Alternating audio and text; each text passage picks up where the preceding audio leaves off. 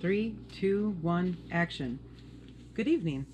I'm Lady Poetic, and I'm going to be doing an informational video about my single Eschatological with the official audio streaming Halloween 2024.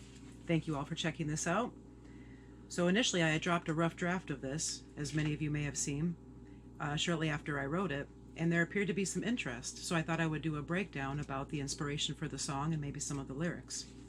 So really, the idea came from two main sources as far as literature is concerned. The first and most importantly being Max Brooks' The Zombie Survival Guide. So if you have any interest in the subject at all, I would recommend this book, most certainly. The inspiration, mainly for the hook, electric sheep are stargazing in your horizon, compromising your will, came from Do Androids Dream of Electric Sheep by Philip K. Dick. This book was also the inspiration for the movie Blade Runner that you may have seen or heard of. So I would suggest these books if you're interested at all in the inspiration for the video or the single. So getting a little bit more into depth here. The first verse of the song is really a fictional breakdown of what might occur leading up to the events in which an apocalypse might happen. Now, the song title itself, eschatological, refers to end of days. That's loosely what it translates to. So the song is basically about the zombie apocalypse. All right. So there's like an explosion, infected people walking outside in the first verse of the song. This is not how it would typically occur. It would probably be more of an insidious or slow onset action into play. On that note, going down the rabbit hole a little bit, initially people will be having signs and symptoms that would warrant coming to a hospital. So that might be initially a place to avoid. Yes, and this video is for entertainment purposes only. So, moving along, the second verse really gets into the meat and potatoes of the heart of the song and the matter here, which is preparation and supplies. Okay, so that's a good idea for where this book comes in. Max goes into detail about some weaponry, some equipment that you might want to consider. So there's several pages that go over that, as well as locations that are going to have their pros and cons, locations that you might want to avoid or consider. I personally would recommend considering an area where vegetation will be sustainable, also some place where the population will be scant.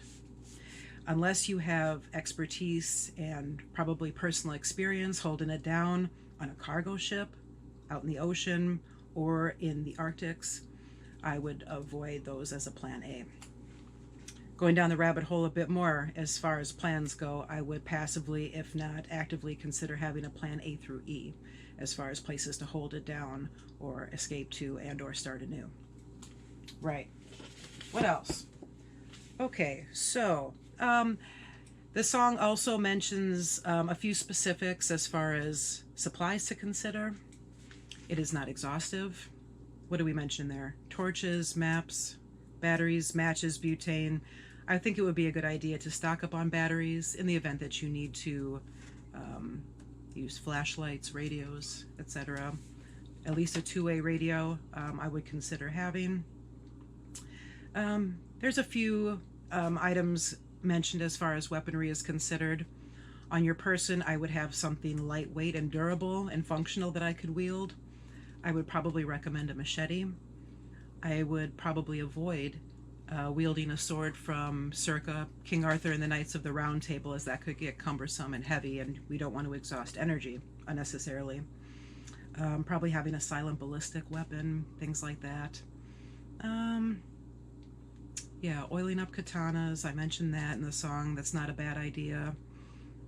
Practicing, exercising. This is really the takeaway point, is keeping active, staying fit. I might suggest being able to do some kind of repetitive action on a regular basis for extended periods of time in the event that you have to ward or fight off zombies. So swimming, being able to tread water for several hours would be a good idea. Being able to canoe or kayak for several hours would probably be a good idea. Being able to run for an extended period of time, etc. All right. So, and then having some basic skills, being able to start a fire, siphon gasoline, you know, the basic things.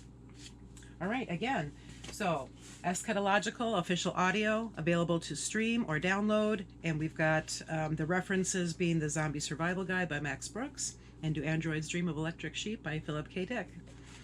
I'm LP, and thank you for tuning in. Cheers and happy Halloween.